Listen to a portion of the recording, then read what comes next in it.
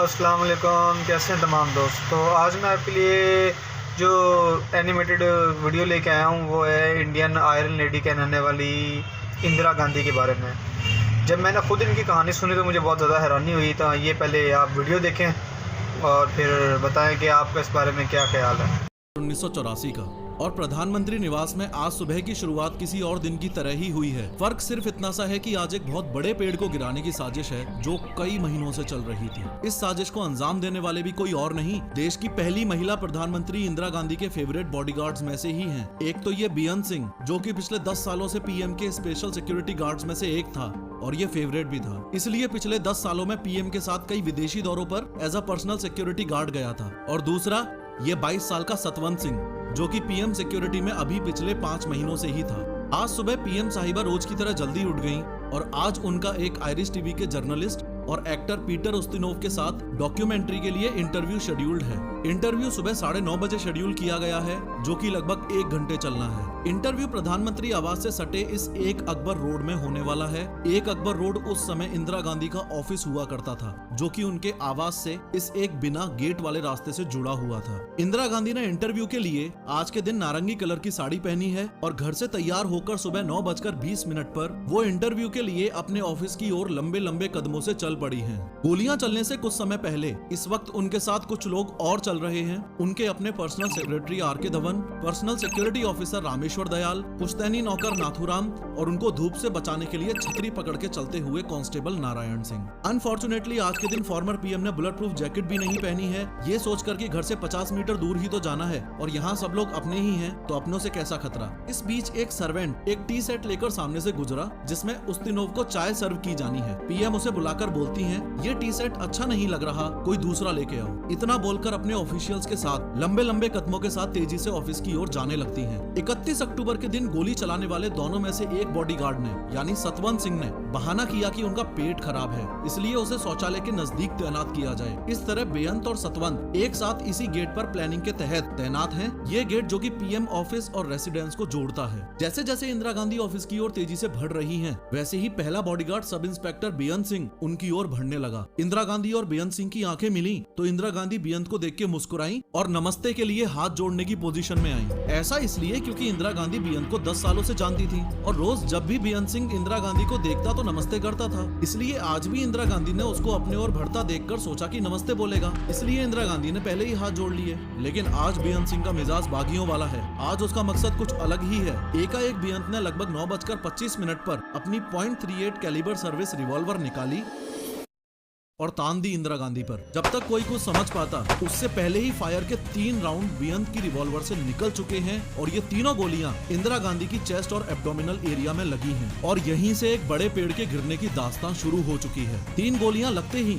इंदिरा गांधी जमीन पर गिर गई और जोर से बोली, ये क्या कर रहे हो? बेअंत 1 सेकंड के लिए रुका और सतवंत को देखकर जोर से चिल्लाया, गोली चला। सतवंत जो अभी तक बेअंत के पास बूथ बना खड़ा था वो अपनी कार्बाइन बंदूक को इंदिरा गांधी की ओर घुमाकर 30 गोलियां बर्स्ट फायर कर देता है। इंदिरा गांधी को बचाने के लिए जैसे ही उनके personal security officer Rameshwar Dayal आगे बढ़े तो उनके पांव में सतवंत के द्वारा चलाई गई गोलियां लगी और वो वहीं पर गिर गए। 1 अकबर रोड यानी कि पीएम ऑफिस से एक पुलिस ऑफिसर दिनेश कुमार भट्ट ये देखने के लिए बाहर आए कि ये गोलियां कहां चली हैं। उसी समय बेअंत और सतवंत सिंह ने अपने वेपन्स फेंककर सरेंडर करने के लिए हाथ खड़े कर दिए और कहने लगे कि हमको जो करना था वो हमने कर दिया, अब तुम्हें जो करना है कर लो। और उन्होंने इंदिरा गांधी से ऑपरेशन ब्लू स्टार का बदला ले लिया। ऑपरेशन ब्लू स्टार में इंदिरा गांधी ने सिखों के पवित्र स्थल गोल्डन टेम्पल को कुछ अलगाववादियों से आर्मी ऑपरेशन के जरिए फ्री करवाया था। आर्मी ऑपरेशन की वजह से काफी सिख उनसे खफा थे। कांस्टेबल नारायण सिंह ने आगे कूदकर बेअंत सिंह को जमीन पर पटक लिया। पास के गार्ड रूम से आईटीबीपी के जवान दौड़ते हुए आए और उन्होंने सतवंत सिंह को भी अपने घेरे में ले लिया। टोटल 33 फायर किए गए हैं जिसमें से 30 गोलियां इंदिरा गांधी को लगी और काफी गोलियां उनके शरीर को चीरकर निकल गयी। इंदिरा गांधी के पर्सनल सेक्रेटरी आर के धवन ने होश संभाला और चिल्लाकर एम्बुलेंस लाने के लिए बोला, लेकिन कहते हैं ना, होनी को कौन टाल सकता है। एक दिन पहले ही भुवनेश्वर में हुई इलेक्शन रैली के भाषण में इंदिरा गांधी ने कहा था कि चिंता नहीं है कि मैं जीवित रहूं या नहीं रहूं।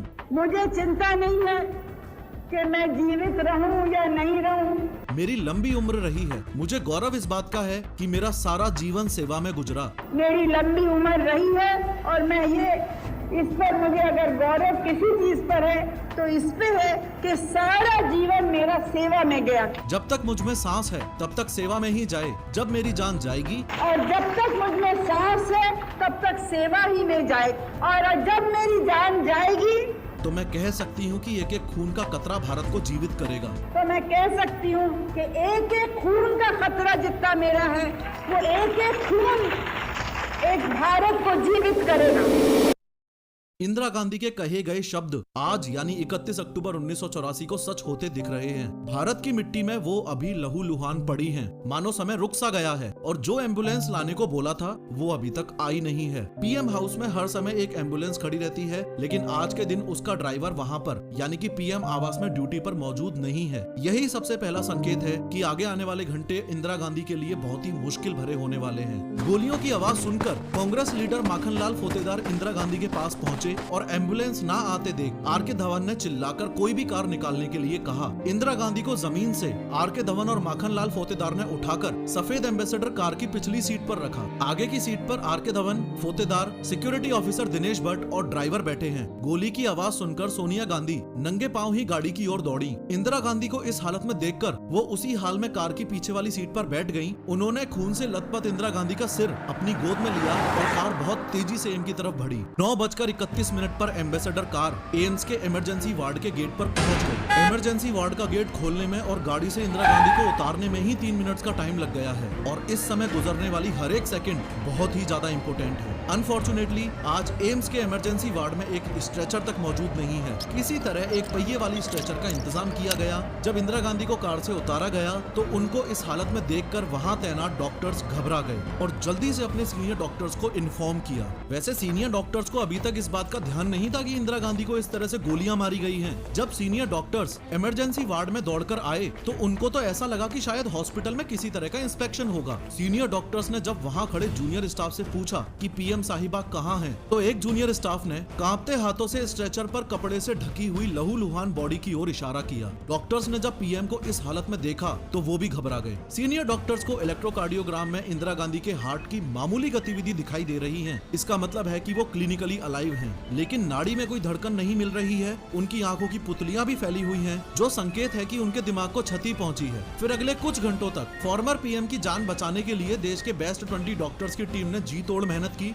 यहाँ तक कि खून को रोकने के लिए 88 बोतल्स ओ नेगेटिव ब्लड भी चढ़ाया गया। 4 घंटे की कड़ी कोशिश की बदौलत 7 गोलियां इंदिरा गांधी के शरीर से निकाल ली गई हैं और ब्लड फ्लो को भी रोक दिया गया है। लेकिन डॉक्टर्स को इंदिरा गांधी के सर्वाइवल के चांसेस ना के बराबर लग रहे हैं। ऑपरेशन थिएटर के बाहर सोनिया गांधी का रो रो कर बुरा हाल हो गया है। इंदिरा गांधी के बेटे राजीव गांधी, जो कि बंगाल में होने वाले इलेक्शन की रैलियों के लिए गए हुए हैं, उनको इस इंसिडेंट के बारे में जब इन्फॉर्म किया गया तो राजीव गांधी तुरंत दिल्ली के लिए निकल गए। साथ में उस टाइम के प्रेसिडेंट जेल सिंह, जो कि विदेश दौरे पर थे, वो भी इंदिरा गांधी पर हमले की खबर मिलते ही तुरंत इंडिया के लिए रवाना हो गए। आने वाला समय देश और इंदिरा गांधी के लिए बहुत ही मुश्किल भरा होने वाला है। इंदिरा गांधी के लिए इसलिए कि अब एम्स के बेस्ट डॉक्टर्स भी कुछ ही समय में अपने हाथ खड़े करने वाले हैं। हॉस्पिटल के 8th फ्लोर पर अब तक काफी कांग्रेस लीडर्स आ चुके हैं और सबको ये तो अनुमान हो गया है कि अब इंदिरा गांधी को बचा पाना मुश्किल है। इसलिए यहाँ इसी फ्लोर पर एक दूसरे रूम में देश पर आने वाले मुसीबत पर मंथन चल रहा है। मुसीबत ये कि देश के सर्वोच्च लीडर्स यानी कि पीएम और प्रेसिडेंट दोनों में से एक तो अपनी जिंदगी की जंग लड़ रही है और दूसरा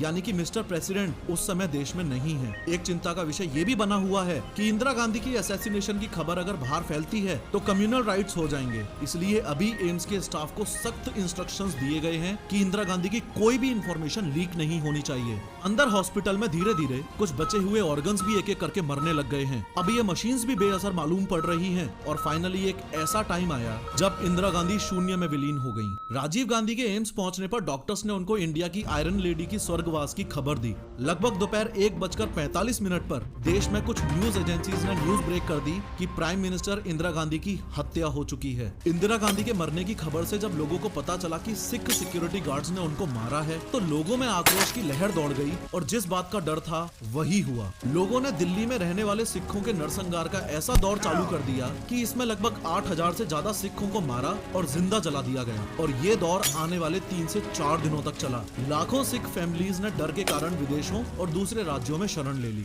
दिल्ली में एक तरफ तो दंगे चल रहे हैं, दूसरी ओर देश की पहली महिला प्रधानमंत्री की अंतिम विदाई का कार्यक्रम चल रहा है। 3 नवंबर 1984 को इंदिरा गांधी को सम्मान के साथ दिल्ली के शक्ति स्थल में उनके बेटे राजीव गांधी ने मुखाग्नि दी और इंदिरा गांधी पंचतत्व में विलीन हो गयी। ये कहानी है 31 अक्टूबर 1900। अब वीडियो कैसी लगी ये कमेंट में ज़रूर बताएं। जाते जाते अपनी राय ज़रूर दे के जाएं और ज़्यादा से ज़्यादा चैनल को लाइक सब्सक्राइब करें।